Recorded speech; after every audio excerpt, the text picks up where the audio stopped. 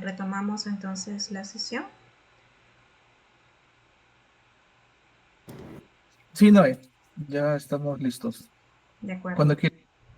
Bien, bien, bien. Voy a proyectar pantalla entonces. Aprovecho en el receso, justo quise buscar la información que quería mostrar hace un momento. A ver, denme un segundo y proyecto.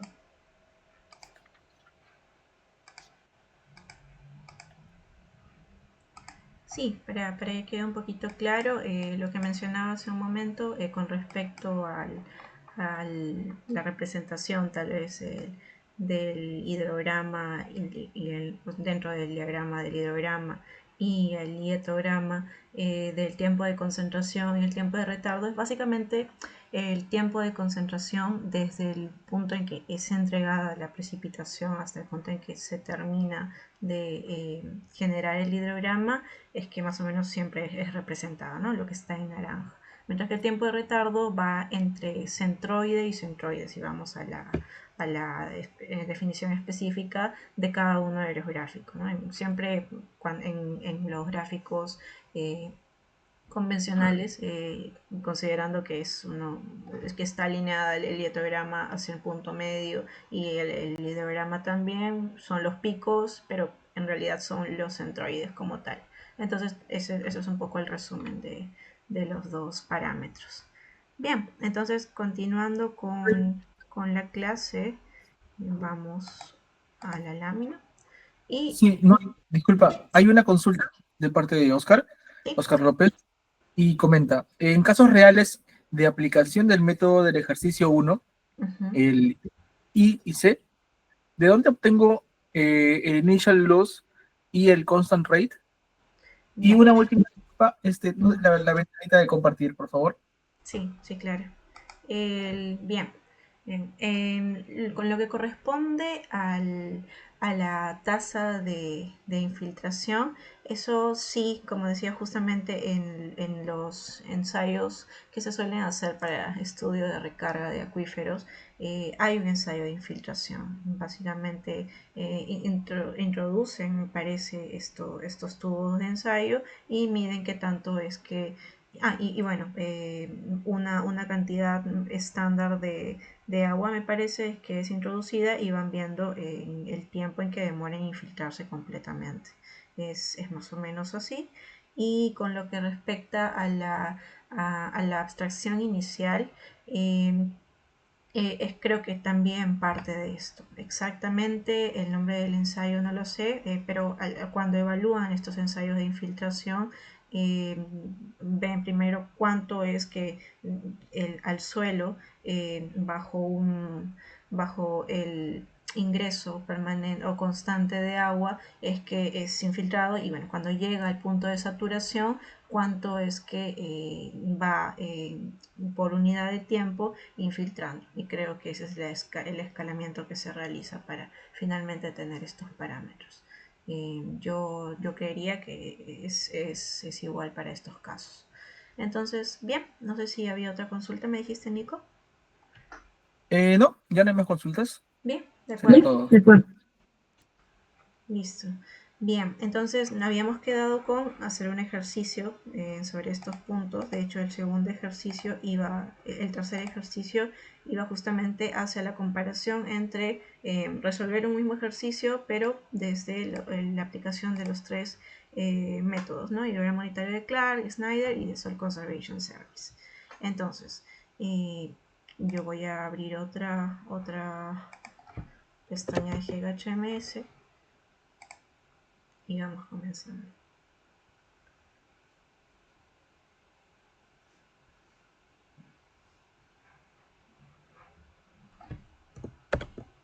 Bien, entonces, ¿qué tenemos aquí? Un proyecto nuevo, vamos a darle un nombre y, oh, bueno, comenzamos. Creamos un modelo de cuenca para empezar y lo que vamos a tener es nuevamente un ejemplo donde solo vamos a evaluar una cuenca, así que es necesario solamente insertar un elemento subcuenca. Voy a colocar también elemento cuenca. solamente, y le vamos a dar las características que nos dice el ejercicio. Al solo hacer clic desde el entorno de trabajo o desde el panel de control de la izquierda, lo que hacemos es darle un área en este caso 34 kilómetros cuadrados, y vamos a insertar qué métodos vamos a utilizar en este caso. En el método de pérdidas vamos a utilizar el de curva número, mientras que para el método de transformación vamos a empezar con el método de Clark. Aquí está, hidrograma unitario de Clark. Y no vamos a considerar flujo base. Entonces a esta cuenca le vamos a denominar Clark y vamos a ir al módulo de pérdidas. Empezamos por colocar el número de curva que tengamos acá. Ya saben, el número de curva dependía de estas tablas donde tenemos rangos de valores para cierto tipo de suelo y para cierto uso del mismo. Bien, tenemos 78, no nos menciona nada de porcentaje de impermeabilidad, y para transformación vamos a ver los parámetros que nos está pidiendo el hidrograma de Clark. El método de Clark nos está pidiendo un tiempo de concentración en horas. Acá ya lo tenemos, es de 2.1 horas. También un coeficiente de almacenamiento. Este coeficiente de almacenamiento acá nos están dando una fórmula, 0.5. A ver, vamos a... Un segundo.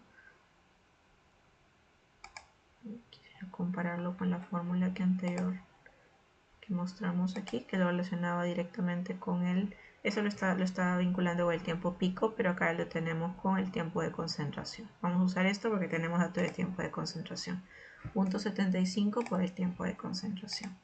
Entonces, vamos 0.75 por 2.1, y como el dato me lo piden en horas, vamos a colocar 1.6. De acuerdo. Bien, entonces ya tenemos los datos para aplicar el método de Clark. Vamos a configurar otra subcuenca para el método de Snyder. A ver qué nos resulta. Igual le colocamos las mismas características. Y avanzo un poco rápido, que ya explicamos este punto. Buscamos el hidrograma unitario de Snyder y le quitamos la opción de método de flujo base, un número de curva, y acá nos va a pedir parámetros diferentes. Nos va a pedir el valor del tiempo de retardo en horas. Eso ya lo incluimos en el caso de Clark, en este caso era 60. No, en el de Clark no nos lo pedían. El 60% de el tiempo de concentración, 1.26. Y el coeficiente pico. Como les decía, esto generalmente es un dato que obtenemos a partir de tablas, de estudios donde ya se ha visto, se ha analizado la zona. Yo recomiendo siempre calibrar este parámetro en específico porque sí es medio sensible al momento de generar los caudales. Entonces yo siempre hago esa recomendación. El coeficiente pico, en este caso el ejercicio nos da 0.7. Y vamos con una tercera cuenca. Vamos a copiar.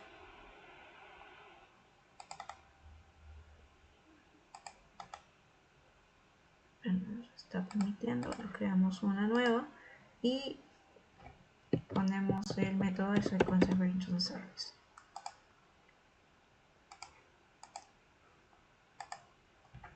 Las mismas características. Aquí lo dejamos en hidrograma unitario de Soil Conservation Service. El número de curva. En la transformación nos piden solo tiempo de retardo, que es el que ya habíamos calculado hace un momento, el de 1.26.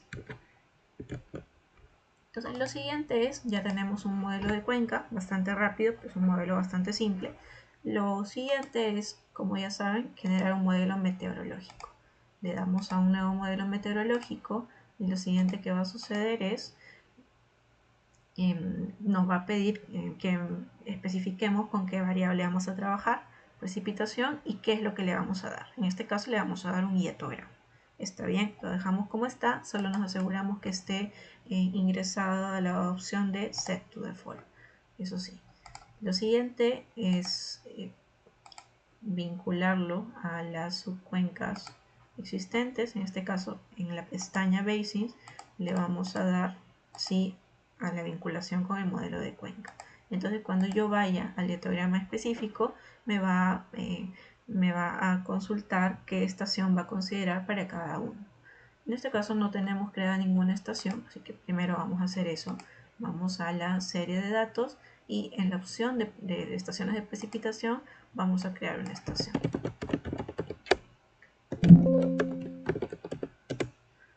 Bien, creamos esta estación de precipitación con los datos que tenemos en el Excel de datos pre-ejercicios. Acá tenemos que es una precipitación incremental, va cada 30 minutos. Entonces debemos especificar aquí que el paso de tiempo es 30 minutos. Lo siguiente es especificar de qué fecha a qué fecha. En este caso, lo que nosotros tenemos son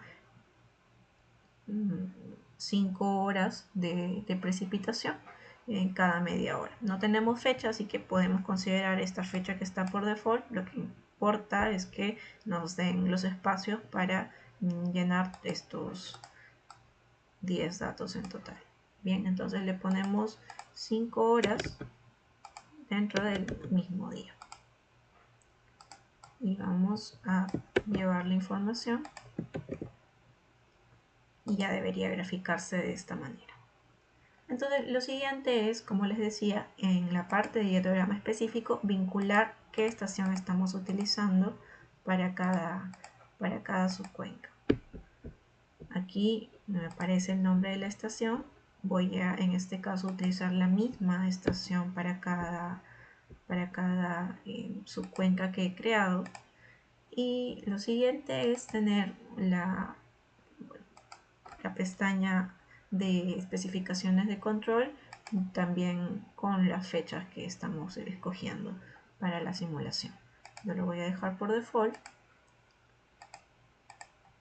y vamos a darle la misma fecha de inicio, que es 1 de enero del 2000, es referencial en realidad, y le vamos a dar mayor tiempo de simulación, hasta las 12. Y le vamos a pedir que los datos nos lo dé, bueno, nos estamos dando datos cada media hora, lo ideal sería también recibir datos cada media hora, pero nosotros lo vamos a pedir cada 10 minutos.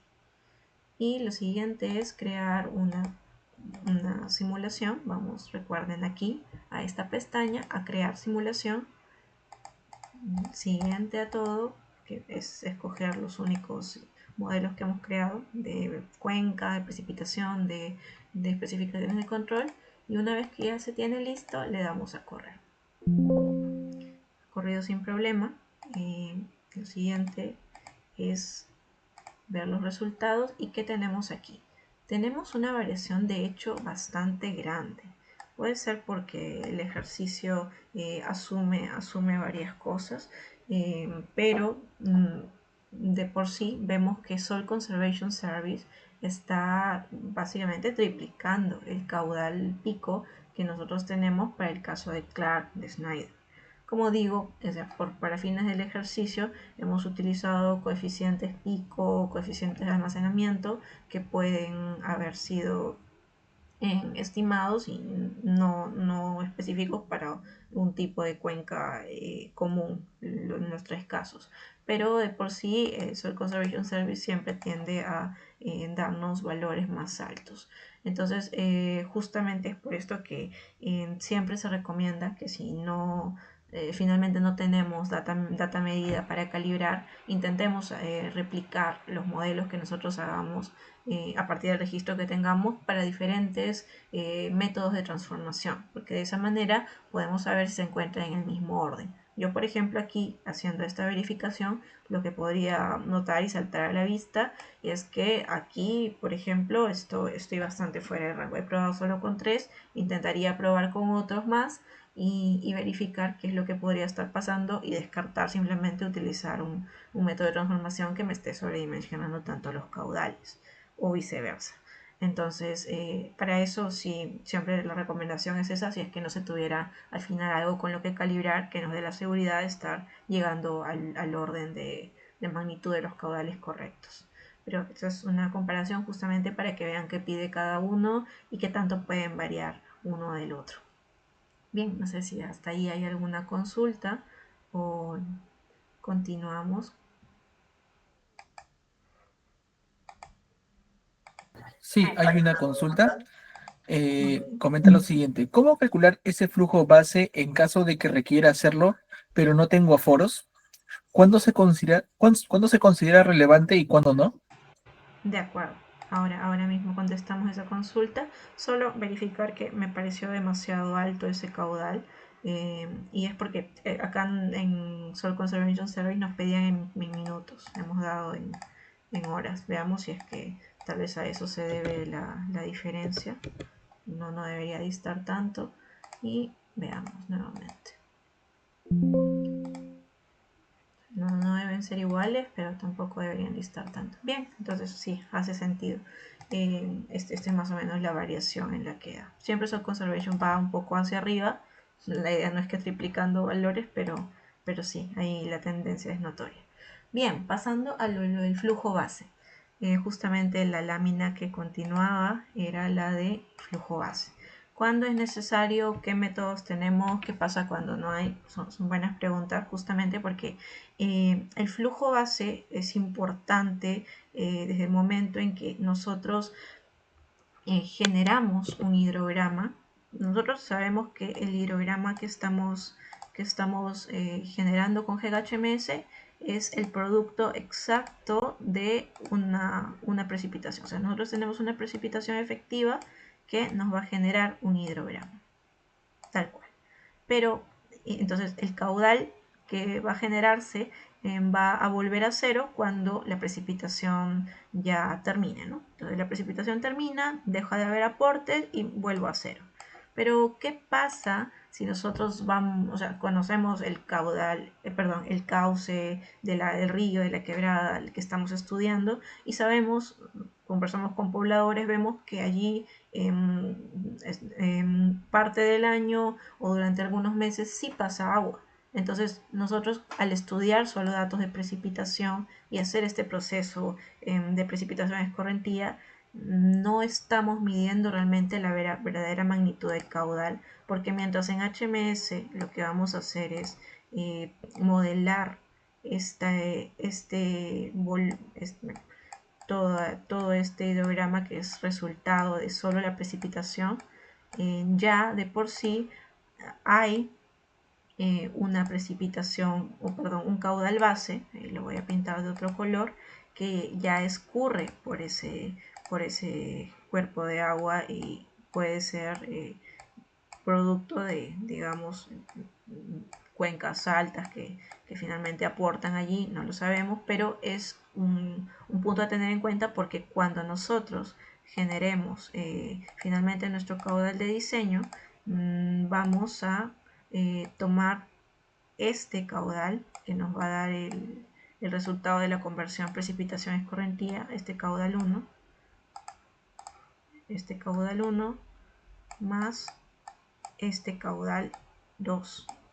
Si yo me quedara solo con el caudal que me genera la precipitación, estaría subdimensionando. Si para mí esto sale 20 cubos y por ese río generalmente hay pasando agua 4 cubos el mes en el que yo estoy analizando, me estaría faltando considerar eso. Entonces el caudal pico al colocarle el caudal base va a ser de 24 cubos. Eso es un ejemplo así muy grueso. Entonces, ¿qué pasa si no tengo aforos? Porque los métodos son múltiples, ¿no? Para modelar flujo base, igual ahí dejo la bibliografía, tenemos desde métodos que ven un poco el dinamismo de qué tanto se va moviendo el caudal dependiendo de algún otro parámetro. También tenemos unos como el constante mensual, que es el más usado, que responde a aforos, y si no se tienen aforos, o sea, responde un valor fijo por mes. eh, y si no tenemos aforos, lo que se hace usualmente, ¿no?, cuando tenemos información hidrométrica, es ir a campo, se toma la huella hídrica, se pregunta por la huella hídrica o lo máximo a donde se ha llegado, y a través de un análisis de capacidad simple con la sección que se pueda dimensionar del cauce del río y una velocidad que esté dentro del rango. Bueno, podemos hacer una sensibilidad con velocidades de acuerdo a las condiciones existentes en la zona. Podemos llegar a un caudal. Entonces, eso es lo que se asume, y de esa manera no desestimamos este aporte que podría sumar a nuestro pico de descarga. Es un poco la respuesta. Bien, Noé, muchas gracias. Hay una consulta de parte de Moisés Inostroza. Él consulta lo siguiente. ¿Cómo saber si los cálculos obtenidos están dentro de un rango aceptable que se entiende por calibración? Ah, ya, bien. Entonces, nosotros, la primera opción siempre es: yo tengo mi modelo, lo calibro y lo valido. O sea, básicamente, como seguramente ustedes, si alguno de ustedes también trabaja con modelos hidráulicos, eh, nosotros vamos a tener, permítanme por favor conectar la batería.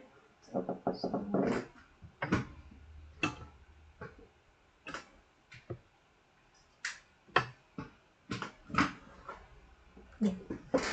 Entonces, nosotros vamos a generar caudales con HMS, vamos a generar hidrogramas. Imaginemos que generamos un hidrograma para un evento máximo. No siempre vamos a generarlo directamente para un diagrama de diseño. Vamos a generar un evento, buscamos en Cenami, buscamos en las plataformas de descarga de información y verificamos que tenemos información de precipitación de un evento máximo. Ese evento pudo haber sido el evento 2017.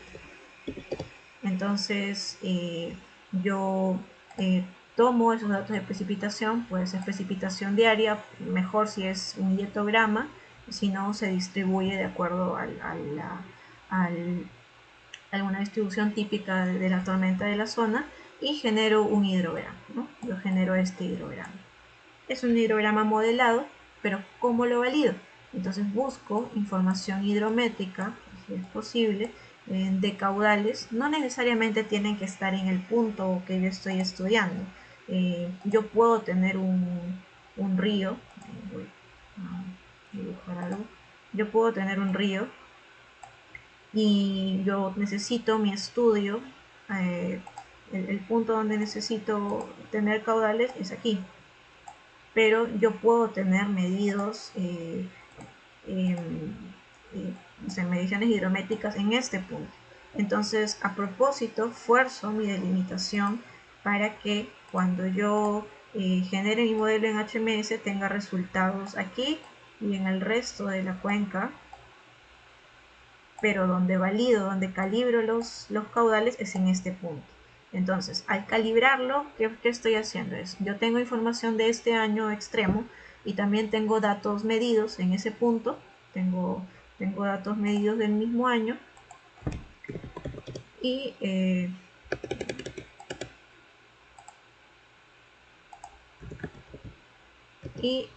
esos datos los ingreso a mi, a mi programa HMS, ¿no?, como una fuente. Entonces, cuando yo lo ingreso, además del hidrograma, me va a salir un gráfico más o menos así. Entonces, allí yo voy a saber, el modelo que hice ha sobredimensionado un poco los caudales, debería bajar un poco. O qué tal si lo medido es algo así.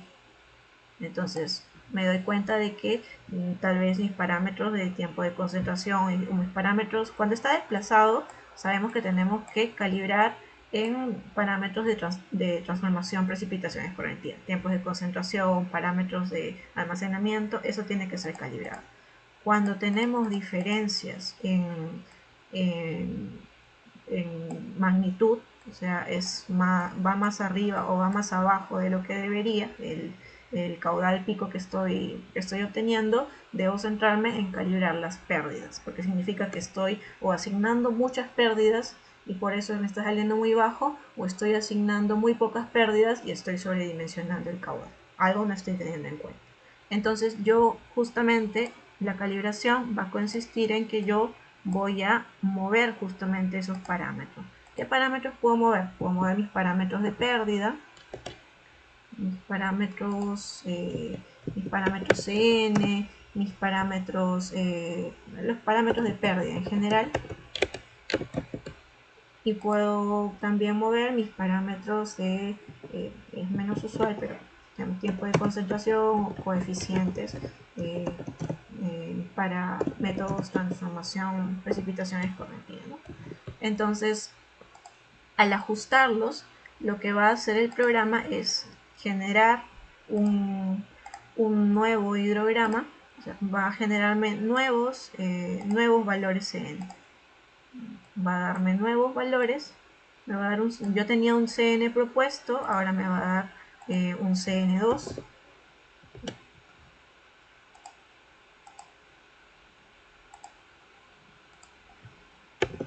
Me va a dar un valor nuevo de CN, un valor nuevo de un coeficiente 2 y yo voy a adoptar estos nuevos valores para un nuevo modelo. Entonces este modelo sí se va a acotar bueno, tal vez no igual, pero sí va a estar calibrado y va a coincidir con el pico. Entonces yo ya puedo decir, lo calibré. Entonces esas variables que tenían cierta incertidumbre, ahora ya cuadran. Esto lo valido con algún otro evento. Si yo tengo información de un evento posterior, si yo tengo información medida de un evento máximo, no sé, el YAPO en 2023, tengo por ahí el valor, yo vuelvo a correr con estos parámetros 2, con estos parámetros magenta, vuelvo a correr el modelo y tengo que validar que esta vez salga más o menos por el mismo orden. Quién sabe, no sale igual, pero más o menos tiene que salir por el mismo orden, si no tenemos que seguir ajustando y validando. Entonces, de esa manera es que nosotros iteramos, o sea, el programa también tiene un módulo de calibración donde le podemos indicar qué iterar, en qué rango iterar. Tampoco le vamos a decir que lo itere, no sé, itera mi CN y mi CN nuevo va a ser 1000, porque no está en el rango, no es posible. O es un CN 100 y en realidad es un terreno agrícola, no es posible que escurra totalmente, algo debe infiltrar. Entonces le damos rangos razonables, le damos una tolerancia de error, vemos qué estadísticos ir estudiando y de esa manera nosotros nos aseguramos de tener una buena calibración. Y esa calibración, como digo, no necesariamente, porque es casi imposible que siempre en el punto que yo estoy estudiando tenga caudales medidos. De hecho, es muy poco probable.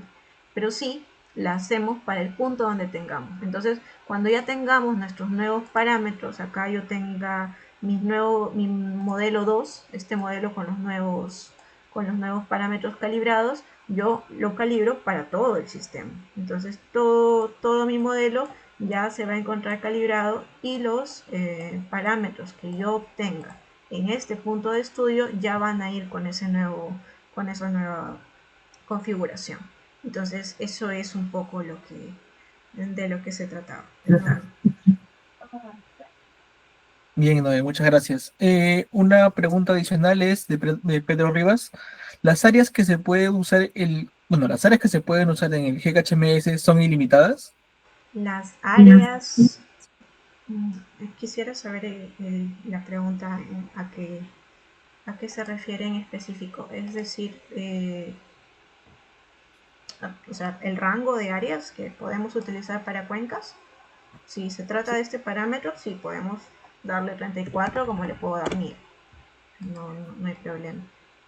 Acá tengo 10.000. No sé si se refería a eso o me avisa si se trata de algo Ok, más. no te preocupes. Si es que vuelve a reformular la pregunta, te comento. Sí, por Y favor. también comenta, del ejemplo explicado, ¿incluye el flujo base? Y si no incluye, ¿cómo lo incluyo? Solo un ejemplo, gracias.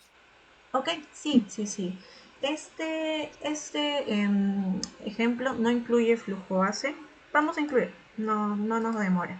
A ver, tenemos, pero le borré el área, se lo voy a colocar nuevamente. Y entonces ahora vamos a, en una de las cuencas, no necesariamente en todas, vamos a usar el de Soil Conservation Service y vamos a utilizar un método de flujo base. Como les decía, imaginemos que nosotros no tenemos aforos como tal, tenemos referencias de huellas hídricas y hemos calculado más o menos cuánto es que pasa por el río mensualmente. Entonces vamos a tener, qué es lo que generalmente pasa, vamos a tener un caudal más o menos aproximado por mes. Entonces yo le doy un valor de, no sé, acá la época de avenidas empieza más o menos en diciembre, tengo un flujo base de 5 metros cúbicos, he hecho el cálculo por capacidad y eso es más o menos lo que me da, y eso es un nivel que se mantiene más o menos hasta marzo, hasta abril, y luego el resto del año tengo una lámina muy baja de, de, de agua y le damos 2. De hecho, bueno, está bien, lo dejamos así. Y se puede ser tan simple como eso. Yo al correrlo, lo que voy a tener es, ahorita vamos a ver el hidrograma, voy a tener una base. Este flujo base que está saliendo en rojo, que se ve muy pequeño por la magnitud del caudal pico, debemos considerar tal vez un poco más, se va a sumar al producto del cálculo del evento, ¿no? El evento de precipitación, sí, tal vez debemos usar un poco más para que se note. El evento de precipitación nos ha generado todo esto. Entonces, todo esto es por el evento de precipitación. Entonces, a esto se le está adicionando el flujo, digamos, el caudal, este caudal que se, este caudal de 5 metros cúbicos, que se debe a que el mes en que medimos este registro justamente era un mes de avenida y ahí se tenían contados 5 metros cúbicos. Entonces eso va a ser, o sea, le va a dar un agregado a el cálculo y va a sumar el caudal pico que teníamos, que era 130, con lo que nosotros le hemos dado de caudal base. Si nosotros vamos a la serie de tiempo, vamos a ver que tenemos por cada 10 minutos la precipitación. Acá llovió a la 1:10, llovió 10.57 milímetros, la pérdida fue de 6.98, el exceso por lo tanto de 3.59, eso me produjo un caudal de 2.4, pero hay un flujo base de 5, entonces lo que pasó por ese punto fue 7.4 metros cúbicos. Es así como funciona. No sé si hay alguna otra consulta. Sí, justo la de Pedro acaba de reformular su pregunta y, bueno, comenta lo siguiente, ¿no? El río Caroni de Venezuela, cuya cuenca tiene alrededor de 90.000 kilómetros cuadrados, puede usarse como ejemplo dentro del software GHMS. Sí, sí, sí, correcto. De hecho, a ver, nosotros podemos, o sea, no hay un límite. Yo a esta cuenca le puedo asignar 90.000 kilómetros cuadrados, pero entiendo que un río de 90.000 kilómetros cuadrados va a tener un aporte importante y un recorrido que seguramente no es el mismo. O sea, no lo voy a poder representar solo con una cuenca, con una subcuenca. Yo no lo recomendaría.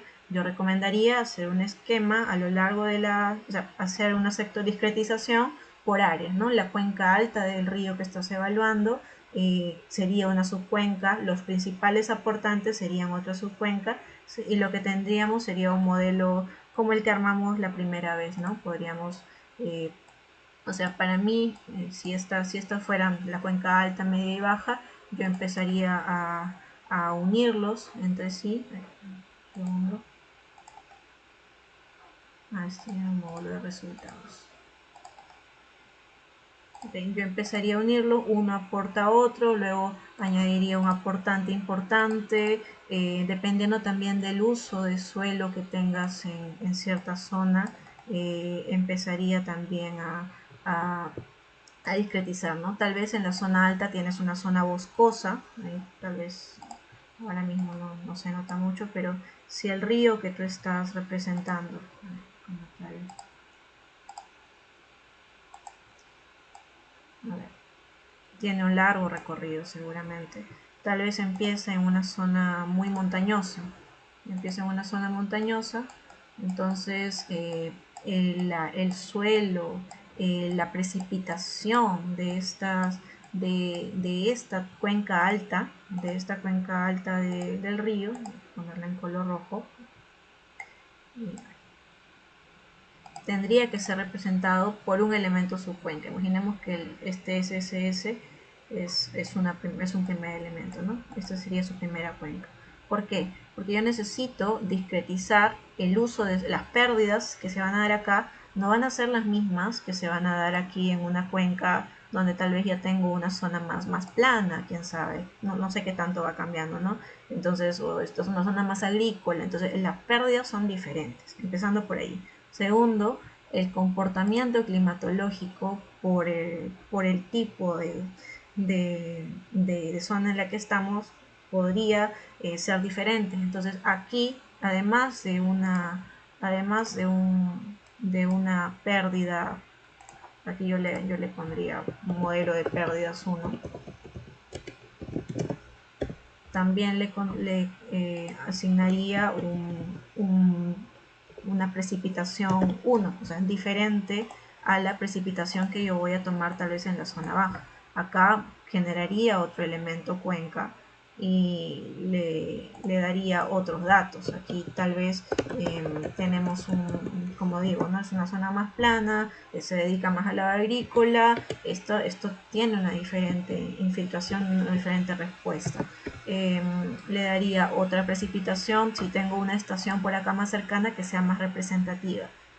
Por acá tengo un aportante grande y que tú crees que vale la pena también estudiar, también dependiendo realmente de qué es lo que se está buscando obtener en el modelo de este río, ¿no? Si es un modelo que va a alimentar un modelo hidráulico, es necesario estudiar también el efecto de la propagación en cauces, el hidrograma que te dé cada río, como cada aportante, porque como yo te digo, cada elemento que pongamos aquí, estos aportantes, imaginemos, ¿no? A lo largo de su recorrido va a tener muchos aportes. Ahí pido perdón tal vez por el gráfico, un poco improvisado, pero la idea es que cada uno de estos gráficos te brinde a ti, a tu modelo hidráulico, a tus diseños, lo que estés intentando generar, te brinde un hidrograma. Entonces, y que puedas evaluar la variación, el aporte de estos hidrogramas a lo largo de todo el recorrido, ¿no? Y que estos hidrogramas tengan el efecto, como digo, de las pérdidas que le corresponde y de la precipitación que le corresponde. Se necesitaría discretizar más. Como digo, no es imposible. Al programa he llegado a tener modelos de más de 100 elementos. No se puede automatizar algunas cosas. Yo no le veo problema, no llevar un orden del esquema de qué aporta, qué une tales aportes, la confluencia de acá, tal vez hay canales, hay que considerar también que se pierde caudal, tal vez hay algún embalse en el camino, en el recorrido del río, todo eso tiene que incorporarse a tu modelo de cuenca, porque si yo solo dejo un elemento y le pongo 90.000 kilómetros cuadrados, no me estaría siendo del todo representativo. Sería para una simplificación muy gruesa y el número que estaríamos sacando no sería representativo. Eso sería un poco la respuesta. Perfecto, Noelia, muchas gracias. Bueno, han surgido un par de preguntas adicionales de Oscar López que comenta, en este caso contrario en el que tengo aforos, bueno, eso es referente a la consulta anterior, en este caso contrario que tengo aforos y quiero usarlos para calibrar el modelo, ¿cómo hago para separar el flujo base de ese evento puntual? que en teoría no debería cortarlo dentro del modelo de crecientes. Lo último no lo comprendí de todo, si pudiera tal vez comentar algo más, pero generalmente la separación del flujo, no sé si una separación como tal para calibrar, o sea, el modelo que yo voy a ingresar a, imaginemos, ¿no? Ahora mismo no tengo los datos de los ejercicios de calibración, pero al momento en que yo tenga, por ejemplo, una unión, ¿no? Digamos que estas dos cuencas van a aportar finalmente a un elemento zinc.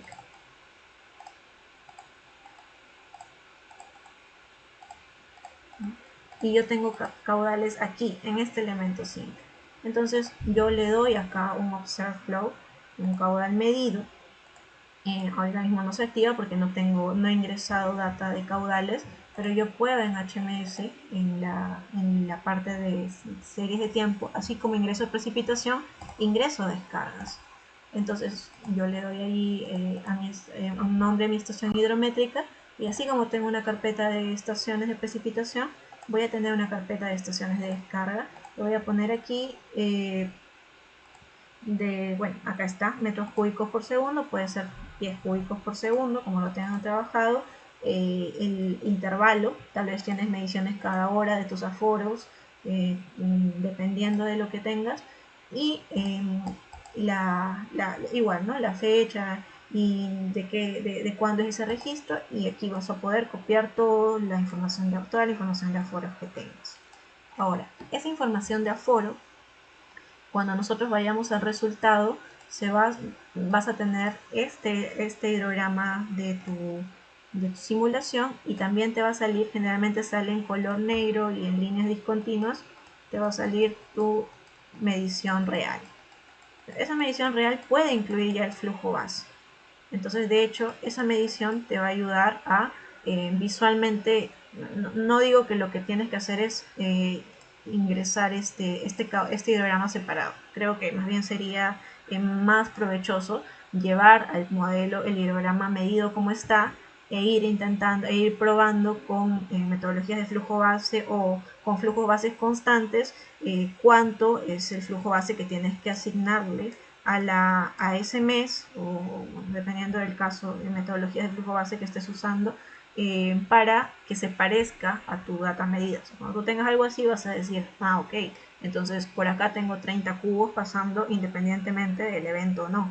Entonces ahí es que vas a poder ir adecuándolo, incluyendo más bien un flujo base a partir de lo que has medido. Yo diría que sería de esa forma.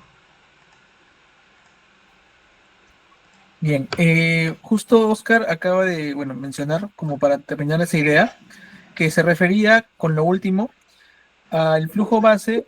Bueno, sí, con lo último me refería a que ese flujo base no debería tenerlo en cuenta para calibrar.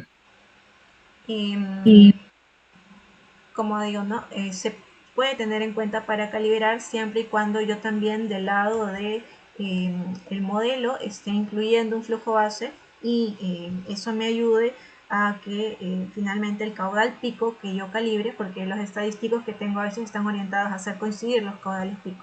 Entonces, si yo a partir del hidrograma que tengo medido puedo ver cuánto le falta a mi caudal para llegar a ese caudal pico, y veo que también es el mismo que se mantiene después de terminado el evento, puedo considerarlo como el flujo base. O sea, yo diría agregar al modelo, tal vez mi propuesta sería agregar al modelo la consideración de un flujo base, y más bien ir moviendo los parámetros de ese flujo base o del resto de parámetros de los que tenga cierta incertidumbre, para que se parezca al hidrograma medido.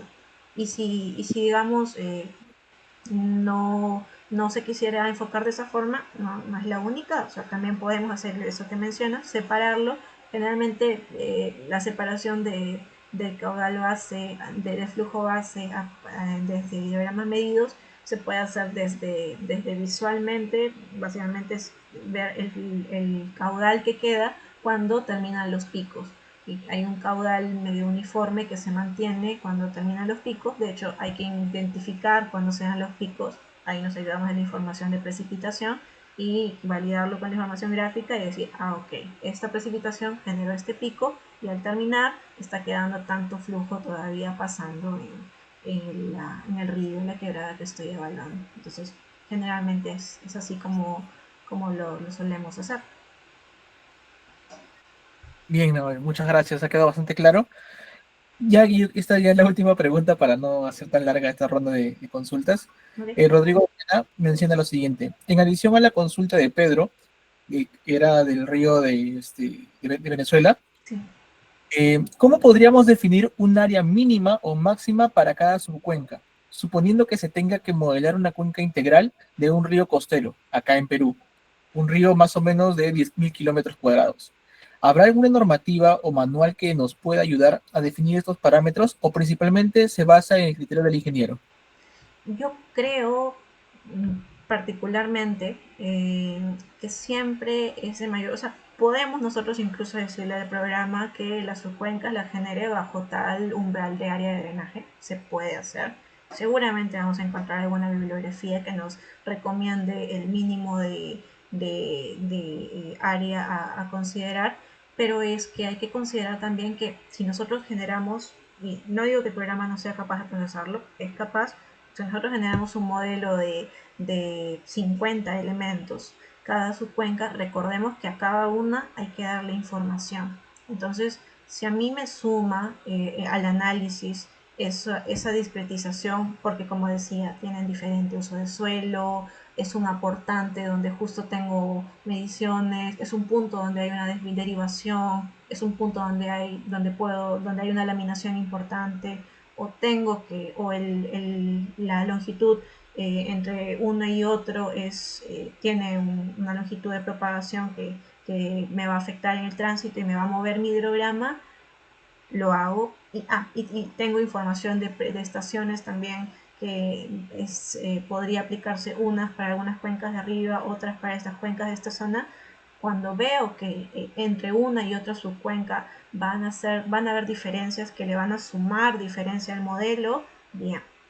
Pero si lo separo solo por un criterio de área, lo que voy a tener, debido a la poca información que tenemos, sobre todo en algunas zonas del Perú, información meteorológica o hidrométrica, es que voy a tener subcuencas, muchas subcuencas, tal vez pequeñas o de cierto rango, pero que van a ser muy parecidas. Voy a tener ahí 5 subcuencas muy parecidas con los parámetros iguales de pérdida de precipitación. Entonces, a mi análisis como tal no le va a mover la aguja. Yo siempre creo que ese es un poco, va a criterio nuestro, ¿no? Aportantes importantes, recordemos, cambios de uso de suelo o de pérdidas que sean, que muevan la aguja, y nueva data de precipitación. Y obras hidráulicas que puedan allí estarnos también, que sean pérdidas no sustanciales, pero sí a tener en cuenta de caudal en ciertos puntos. Y laminación, embalses, en esos puntos y hacer un quiebre. Y cuando se tenga que evaluar, o sea, es importante evaluar el tránsito sí o sí. Si no es por eso, la discretización, por más pequeña que se haga, no significa que nos va a dar mayor precisión. A veces solo nos va a dar mayor trabajo si no tenemos datos que darle. Esa sería tal vez mi recomendación. Perfecto, Noelia. Muchísimas gracias. De verdad, también muchas gracias con todos los que están aportando y que Sí, están contestando. Está siendo bastante productiva la clase. sí, sí. Un último complemento a eso último que comentaba, eh, sí es importante cuando a nivel de modelamiento hidráulico, no sé si mencionaba este estudio de fajas marginales que hice hace poco, sí necesitaba, o sea, modelamiento hidráulico y modelamiento hidrológico trabajamos muy de la mano. Entonces, quien cargaba esto, el modelo completo del río en, en GECRAS, que se iba trabajando, para un estudio de fajas marginales, básicamente hay que estudiar la mancha de inundación que tenemos en todas, digamos, las quebradas que dentro del área de influencia. Este era justo para un proyecto de pozos, por ejemplo. Entonces había que ver que estuvieran alejados de una zona vulnerable a inundación. Entonces allí, en ese caso, la discretización sí era importante en todas las quebradas ramificaciones de ramificaciones que sí estuvieran cerca de uno. Entonces siempre depende de la finalidad ahí, ¿no? Entonces en ese estudio en específico sí había que discretizar en áreas muy pequeñas, pero justamente porque si lo agrupaba iba a tener un caudal muy grande y al modelo hidráulico yo le iba a aumentar un caudal que iba a rebasar y la mancha de inundación iba a salir muy grande. Entonces era importante tener el caudal exacto de cierto punto o de cierta aportante menor. No podía globalizar cosas.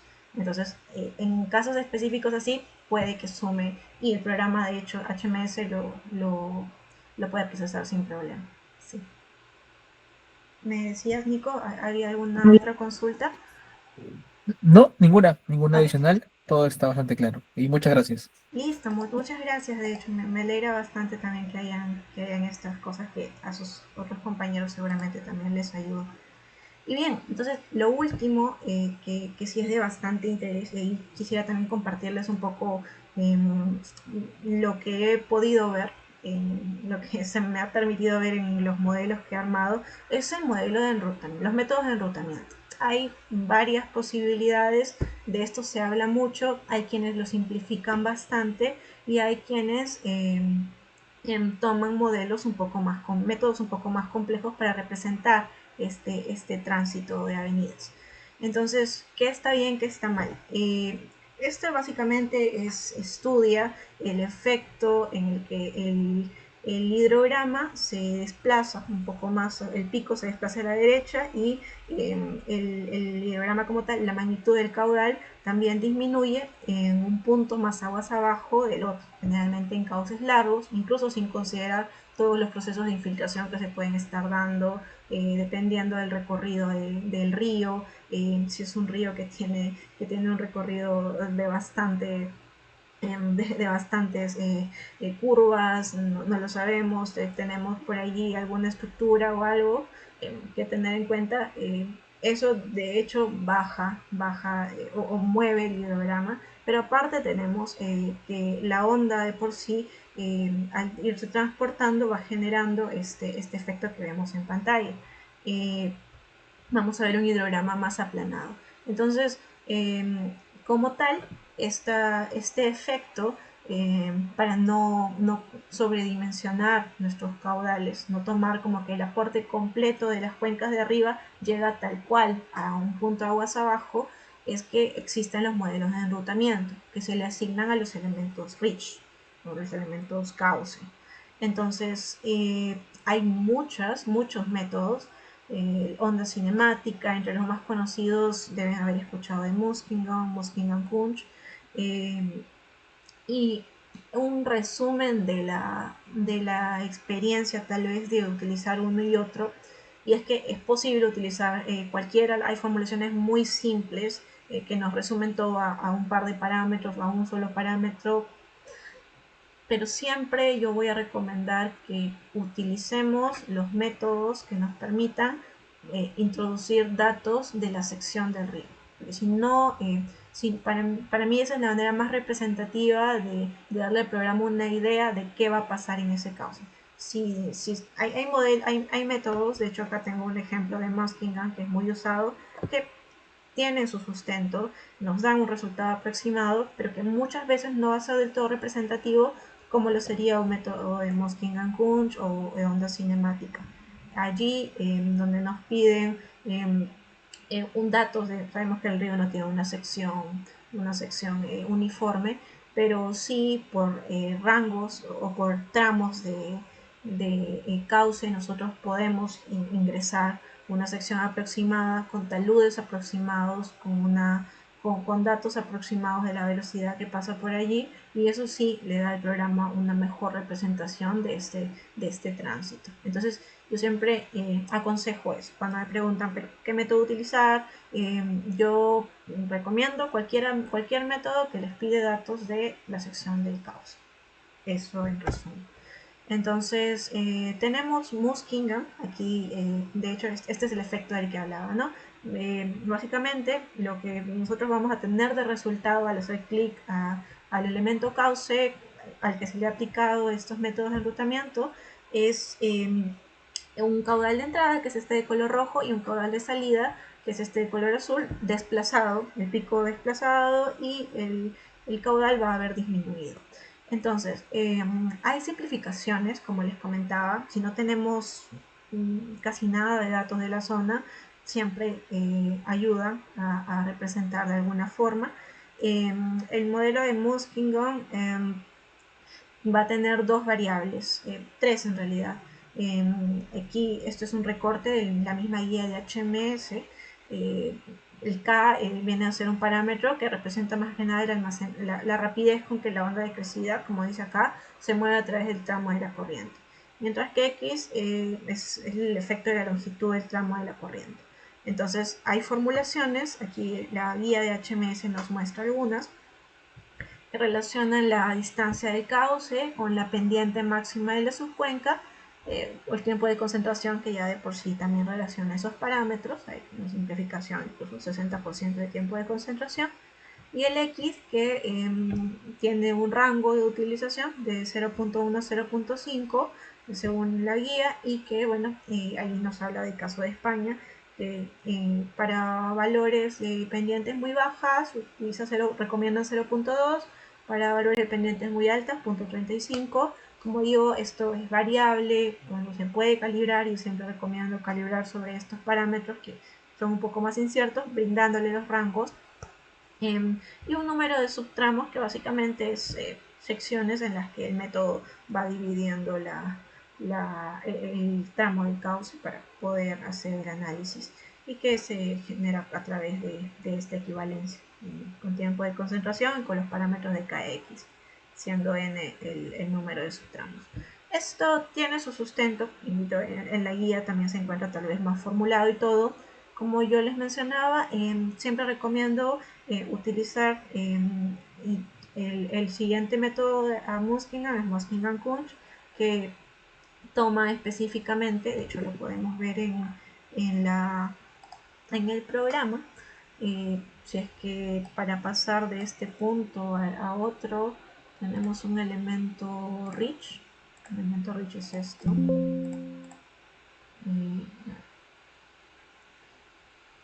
Este elemento, recordemos, hay que siempre vincularlo con su elemento aguas abajo. Bien, entonces el elemento rich va a tener aquí la opción de asignarle un método de routing, de tránsito. Muskingum-Kunc, si empezamos con Muskingum, podemos ver los parámetros que decía ahora, ¿no? Vamos a tener un K en horas, un X, que es este coeficiente que se mueve en rangos, y la cantidad de subtramos que consideramos más apropiada para la longitud. De hecho, creo que también con la equivalencia que se mostraba ahí, sale un número inicial que poner, que se puede ir calibrando. El que yo menciono, Muskingum-Kunc, y ya incluye la longitud misma del cauce. De hecho, si esto lo han calculado directamente con un modelo de elevación digital, estos datos ya automáticamente los tenemos, porque bueno, el modelo de ayer podíamos ver que al calcularlo automáticamente, el modelo ya ve el recorrido del cauce más largo, bueno, de los cauces que va formando dependiendo del tamaño de nuestra subcuenca, y ya lo tiene por default, ¿no? Cuánto mide cada reach, no la longitud recta, sino la real, y la pendiente que tiene. También incluye un factor n de Manning que relaciona lo asociado a la rugosidad. También aquí pide un caudal estimado que pase por allí. Si nosotros lo que estamos haciendo es buscar caudales, probablemente no lo tengamos, así que lo recomendable usar acá es este valor de celerity, que básicamente es la longitud. Bueno, un elemento rich siempre va a estar dentro de alguna intercuenca.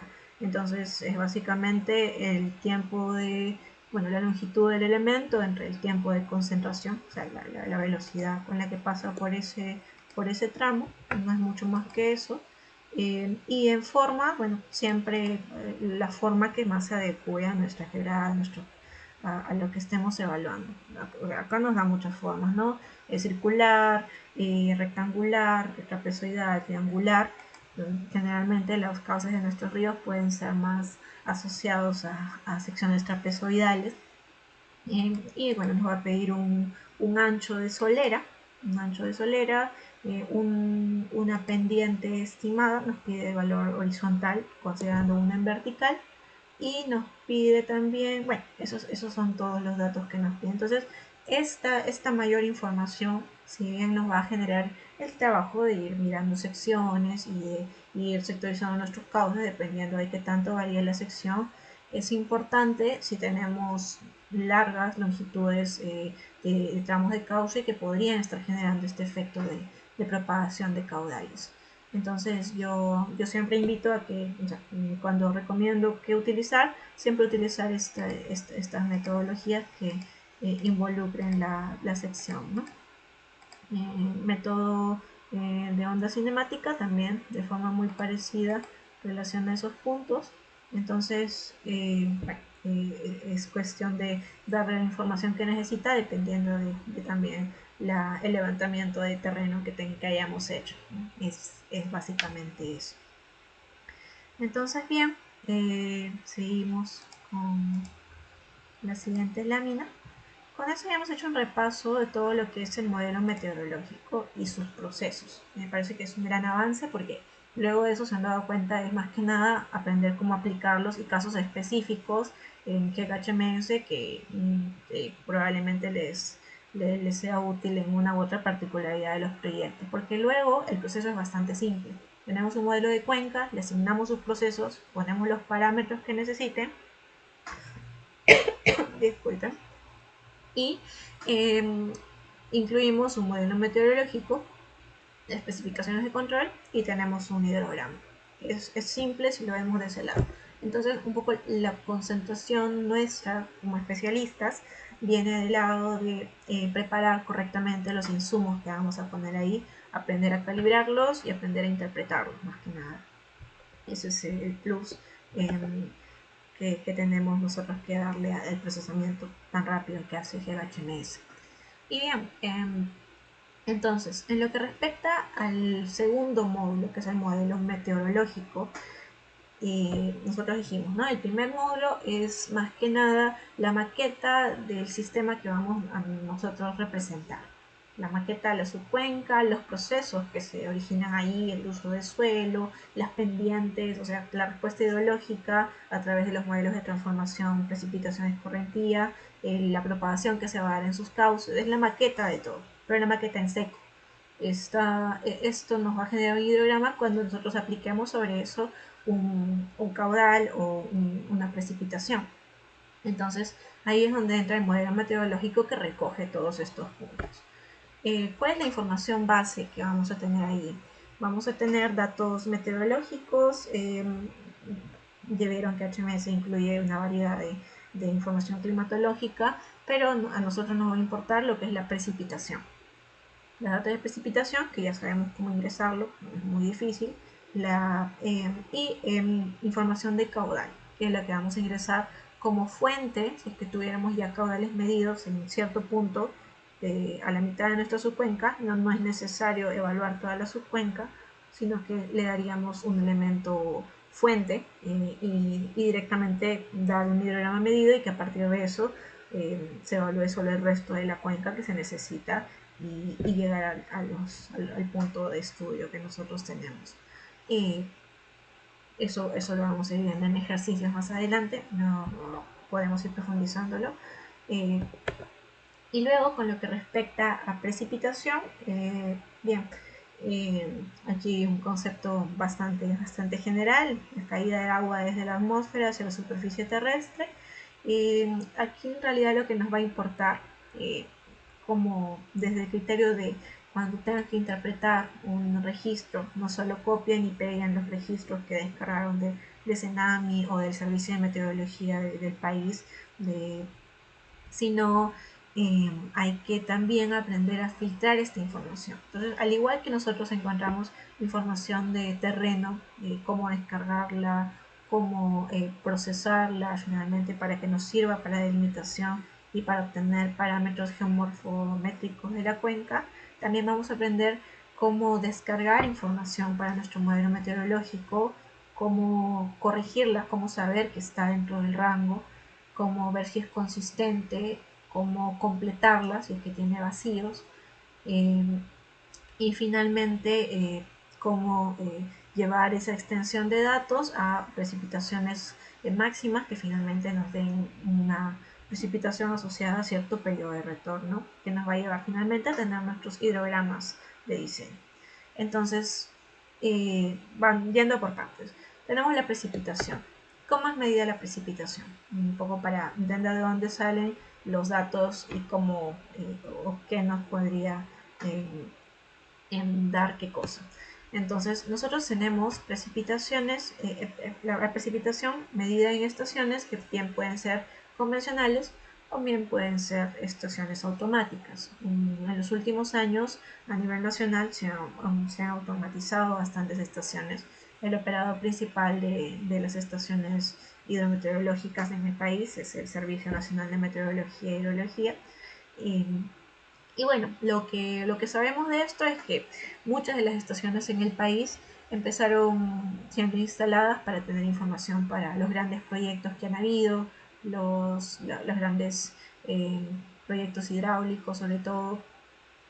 Hay muchas estaciones que tienen información desde hace mucho tiempo. Algunas que empezaron como iniciativas por proyecto, como decimos, y pasaron a operación de Tsunami. Algunas que fueron desactivadas en el camino porque su operación o había muchas estaciones cerca o la operación era difícil. Eh, Básicamente, la información que se tiene desde hace muchos años atrás siempre va a estar relacionada a la medición convencional con pluviómetros. Pluviómetros que generalmente tienen medidas registradas una vez al día con un valor diario o dos medidas durante el día, eso suele ser a las 7 de la mañana, 7 de la noche. Entonces vamos a tener, cuando tengamos un registro así, probablemente identifiquemos, esto viene de una estación convencional. También un instrumento de hecho bastante útil, pluviógrafo como tal en las estaciones convencionales también, que algunas de ellas cuentan, es este que se está mostrando en el lado de acá, que básicamente lleva este rollo de papel que se empieza a accionar al momento de iniciar una tormenta, una un instrumento que empieza a dibujar dentro del rollo cuadriculado ya a medida, y esto está uniformizado para todas las estaciones que tienen estos instrumentos, y empieza a dibujar la precipitación. Entonces, de hecho, esto para el análisis de la distribución de la tormenta es súper útil porque sabemos en intervalos muy pequeños de tiempo cómo es que está desarrollándose la precipitación. No tenemos un valor por día, sino que de hecho estas caídas significan que todo esto va arriba, o sea, todo esto de acá debe ir hacia acá. Entonces tenemos la precipitación acumulada por unidad de tiempo. Esto es información bastante útil, tenemos algo así. Esa es la traducción de este gráfico de aquí, ¿no? Entonces, información pluviográfica es básicamente lo que da origen a dietogramas como los que estábamos utilizando para los ejercicios. Actualmente las estaciones automáticas, los instrumentos con los que cuentan se han actualizado bastante. Acá uno de los más comunes, los que van por balancín, que básicamente empieza a llover y eso activa este sistema de balancín y el instrumento va midiendo los ciclos en los que va llenándose e inclinándose al otro lado, ¿no? Y así en eventos de tormenta, o sea, de por sí ya da medidas horarias, pero en eventos de tormenta puede dar información a cada lapso de 5 minutos o menos incluso. Entonces es un poco cómo nosotros vamos a encontrar la información, porque nosotros desde la hidrología encontramos información y un poco tenemos que jugar el papel ahí de historiadores para intentar hacer cuadrar información con otra. Tenemos a veces información muy actualizada, pero de poca extensión, información bastante extensa, pero con un valor diario o un valor cada mes, y la idea es ver cómo la complementamos y lo hacemos lo más útil posible a nuestro análisis, ¿no? Entonces, eso con respecto a la precipitación. Otro punto importante a ver y que va a ser insumo de nuestros modelos es el caudal. Esto desde lo que vamos a utilizar para la calibración y para nuestros modelos donde tengamos que incorporar un elemento de fuente. Aquí la medición siempre va a depender de aforos como los que se ven acá, básicamente en una sección el tipo que se toma para siempre medidas del río o del cauce, de la quebrada que estén evaluando. Se tiene ya el área de esa sección y se van a través de correntómetro midiendo velocidades, de modo que se pueda tener el caudal en ese punto.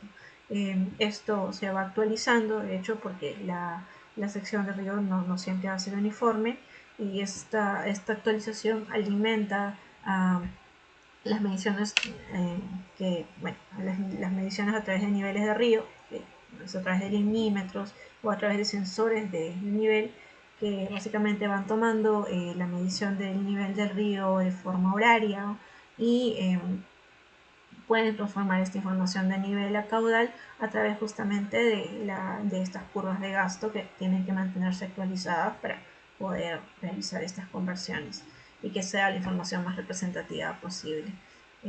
Así es más o menos como vamos a encontrar información hidrométrica, y la idea es que nosotros a través de este curso veamos la manera de obtener esta información, tanto de fuente primaria como no son las plataformas oficiales de servicios de meteorología, que a nivel nacional tenemos al CENAMI, a la ANA.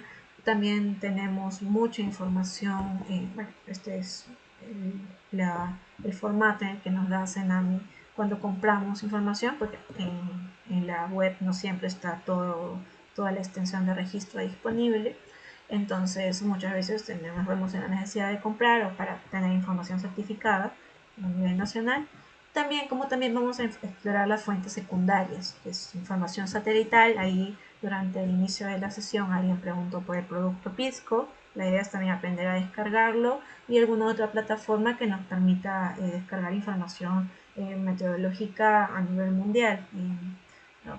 Siempre como resultado de medición satelital, pero que también de alguna forma u otra, cuando no tenemos nada de información, es la única referencia que tenemos para la generación de nuestros caudales. Entonces esa es un poco la idea, ir en paso a paso de la descarga de esta información, y que nos permita también empezar a generar los primeros pasos para el tratamiento de la información, y lo que hay que tener en cuenta, las pruebas de datos atípicos y todo, y finalmente llevarnos a la serie de tormenta de diseño, que es la que nosotros vamos a ingresar al programa y para generar nuestros hidrogramas de diseño. Me parece que con eso se nos acaba un poco la hora, pero me gustaría saber si hasta ahí hay alguna consulta. Bien, por ahora todo bien, ha estado bastante interesante y bueno, la ronda de consultas. Ah, ya justo acaban de hacer una pregunta. Oscar López nos comenta lo siguiente. Si estoy en lo correcto, GEC-RAS también tiene un módulo del cálculo del flujo de no permanente. Me resulta un poco confuso entender cuándo es mejor hacer estos enrutamientos en GEC-HMS y no en GEC-RAS, puesto que GEC-RAS sí me permite tener una cuenta a detalle. No, perdón, si me permite tener en cuenta a detalle el cambio de secciones transversales y dependientes a lo largo del cauce. Correcto, sí, pero justamente allí viene el tema, ¿no? Porque nosotros si tenemos un estudio completo en río, o sea, sí he visto que se hace en GECRAS, muchas veces los resultados son muy parecidos a los que obtenemos aquí. La idea es que cuando nosotros le demos hidrogramas que son insumos para el modelamiento en GECRAS, a lo largo de todos los aportantes no estemos sobredimensionando los valores, porque si yo escojo, bueno, si yo estoy viendo el estudio de un río, no sé, imaginemos que este es una sección de un río que es mucho más largo, y probablemente necesitan irse diseñando o bueno, vamos a hacer un canal, por ejemplo. Entonces el canal no va a tener tal vez un diseño completamente uniforme en toda su sección, probablemente sea un canal de coronamiento que por aquí apenas tenía el aporte de la primera parte de la cuenca y bueno, se recibe todo este hidrograma y luego empieza a tener más aportantes, ¿no? Entonces, nosotros empezamos a generar hidrogramas en todos los puntos donde el modelamiento hidráulico lo requiere para poder eh, ingresar y finalmente dentro de el modelo armado y con las obras implantadas ver cómo es que va a funcionar. Bueno, es la parte de lo general, ¿no? Entonces, nosotros al darle hidrogramas en todos los puntos estamos, bueno, probablemente no siempre a nivel de aportante, sino en los puntos mismos dentro del cauce y no aplicar la propagación desde GHMS porque en GRAS ya se va a hacer, estaríamos dando mayor caudal al que corresponde y si bien es cierto van a ir ingresando o lo va a ir aplicando en GECRAS, aguas abajo vamos a volver a tener va a tener un hidrograma de ingreso mayor que no lo considero en un inicio y yo diría que finalmente vamos a terminar sobredimensionando. O sea, es necesario que el modelo hidrológico lo considere. A nivel del modelo hidráulico no se detalle muy bien cómo es que está configurado, pero si es que se considera o no, creo que tendría que tener mucha comunicación con los hidrogramas que se le da de insumo, o bueno, si usted mismo lo está viendo, ver que los hidrogramas que se están dando de insumo no estén considerando o doble o no considerando para nada en algún caso donde sí debería la propagación de cauces. No sé si más bien eso genera un poco de confusión o no. Si no, lo podemos seguir conversando la próxima clase. Lo miro un poco más. De hecho, de GECRAS, ese módulo yo no lo he explorado personalmente mucho. Para el modelamiento hidrológico siempre lo veo directamente aquí, con el modelamiento de tránsito, mejor dicho. Pero en las interacciones que he tenido con la parte de modelamiento hidráulico, ese es el cuidado que siempre tenemos.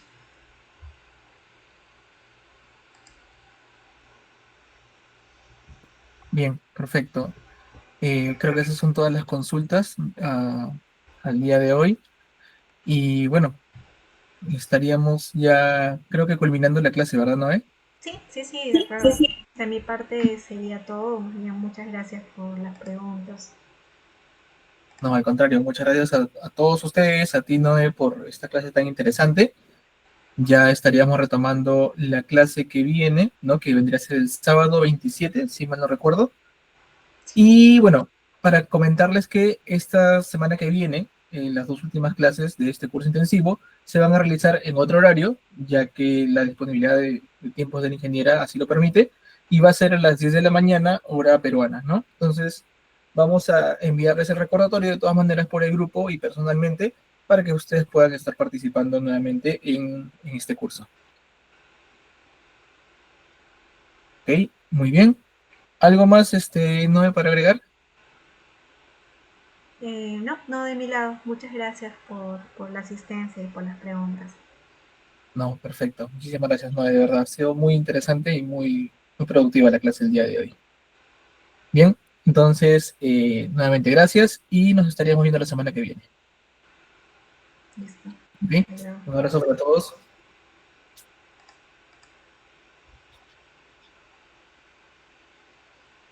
Con respecto a la consulta de Oscar López, si es que no hay alguna manera de que se realice